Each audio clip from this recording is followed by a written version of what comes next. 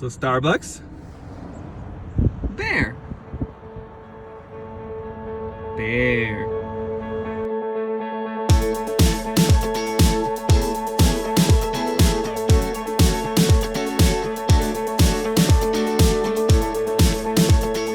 All right, today we are covering the old Shady Rest Campground here in Mammoth. As always, I'm gonna go through the rules very quickly, then I'm gonna talk about my experience, pros and cons, then I'll show you video of the campground itself. All right, quiet hours 10 p.m. to 6 a.m. No generators, music, or loud noises during quiet hours. Park in designated areas only. Speed limit is 5 miles per hour. Pests must be on leash, may not be unattended. Wood must fit inside the fire rig, no rocks, anything that can explode.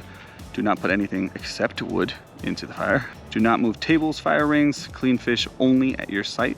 So I said that a little bit weird. A lot of folks here in Mammoth will fish. I've had the experience at a hotel where they clean the fish in the room. Not fun.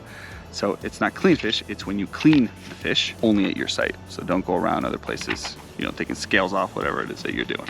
Dispose all trash in the dumpsters. Only licensed vehicles allowed to operate in the campground. Washing is not allowed at any faucets. No tiki lights, no use of chainsaws. Store all food in provided bear boxes. That's a big one, and I'll talk about that in a second. Obviously nothing that can light on fire like fireworks. Please leave a clean campsite for your next visitor when you leave. Please be careful with your campfire. So that's basically rules here. Experience, when I came in, we saw a big bear, black bear, at the entrance of it, which is something I want to emphasize. You have to store your food in the bear boxes, the bear canisters.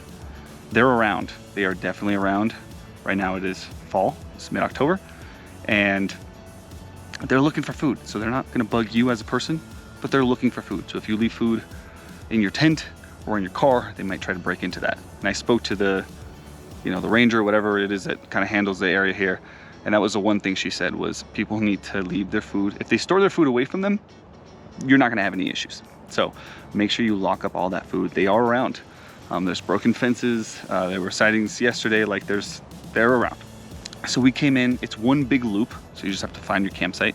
They're all relatively flat, which is nice. I would say the ones a little bit further up north, so like the single 1, 2, 3, 4, 5, all those, a little bit nicer because you're by the big mountain behind you. Where I'm at, you're behind a fence and some houses. Like people actually live in houses there. Maybe you can see it from here.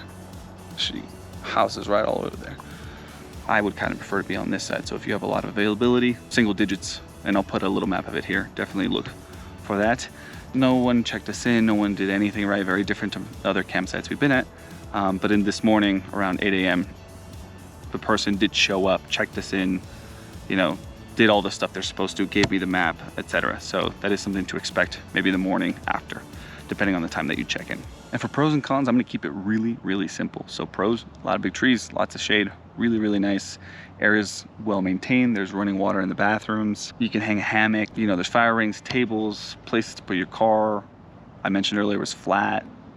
Just lots of good things. It's relatively chill, honestly. There's a lot of open sites.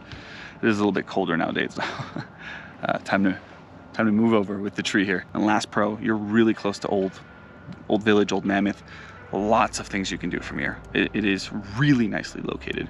Where if it's somewhere like Mammoth Lake, which you might enjoy a little bit more, you have to drive farther out, right, to get into the Mammoth Village. So something to keep in mind. If you want to be really close, this is an absolutely great campground for that.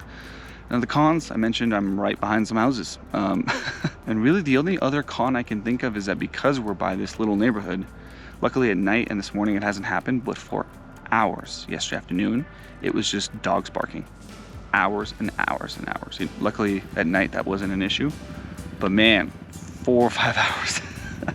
It's getting real sick and tired of hearing those dogs barking. Other than that, hope you guys enjoyed the video. Definitely recommend you stay here and stay tuned. We got a lot of other Mammoth content coming.